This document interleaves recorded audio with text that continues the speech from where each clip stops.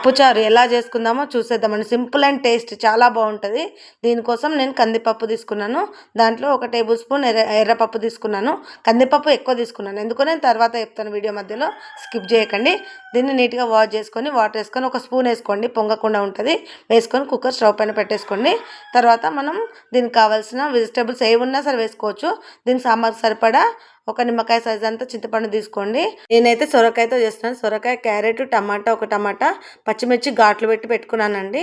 దీనికి ఒక సాంబార్ చేసే గిన్నె పెట్టుకొని దాంట్లో 2 టేబుల్ స్పూన్స్ ఆఫ్ ఆయిల్ వేసుకొని జీలకర్ర, ఆవాలు వేసుకొని చిటపట్లాడేటప్పుడు మనం కట్ చేసుకున్న వెజిటేబుల్స్ పచ్చిమిర్చి, క్యారెట్, సొరకాయ, అలాగే ఉల్లిపాయలు వేసేసుకొని బాగా కలిపేసుకోండి. దాంట్లో కొంచెం కరివేపాకు 2 రెబ్బలు వేసుకొని కొంచెం సాల్ట్ వేసుకొని కలిపేసుకొని క్యాప్ పెట్టేసి ఒక 2 మినిట్స్ వదిలేయండి. ఈలోపు మనం ఉడకబెట్టిన పప్పు ఉడికిపోతుంది. ఒక 6 విజిల్స్ అయితే సరిపోతుంది. నేను చెప్పాను కదా ముందు ఫస్ట్లో వీడియోలో ఎక్కువ పప్పు వేసుకున్నాను అనేది. చూడు ఎక్స్ట్రా ఎంత వేసుకున్నాను అంత తీసుకున్నాను. దాంట్లో నేనైతే షుగర్ వేసుకున్నాను. మీరు బెల్లం యాడ్ చేసుకోవచ్చు. యాడ్ చేసుకొని ఇలా స్మాష్ చేస్తే వేడిగా ఉన్నప్పుడు ఇలా మెత్త పేస్ట్ లాగా అయిపోతుంది. ఇది తింటే బ్యాక్ పెయిన్ రాకుండా ఉంటుందంట మా అమ్మ చెప్పేది. ఇది ఇలా వేడిగా ఉన్నప్పుడే తినాలండి. తర్వాత మన ఈ ముక్కలు ఉన్నాయి కదండి, అవి కుక్ అయిపోతాయి కొంచెం. అప్పుడు అల్లం వెల్లిపాయ పేస్ట్, పసుపు వేసి కలిపేసుకోండి. ఇలా కలిపేసుకొని ఒక 2 మినిట్స్ వదిలేసి మనం మిగతా పప్పు ఉంది కదండి, దాన్ని ఇట్లా పప్పు గుత్తితో స్మాష్ చేసేసుకోండి కొంచెం వాటర్ వేస్తూ.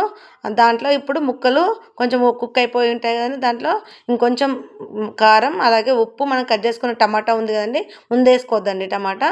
ఆ పప్పు రుద్దిన వాటర్ ఉన్నాయి కదండి, దాంట్లోంచి కొంచెం వాటర్, మొత్తం పప్పు వాటర్ వేసేయద్దండి, ఎందుకంటే తొందరగా ముక్కలు ఉడకవు.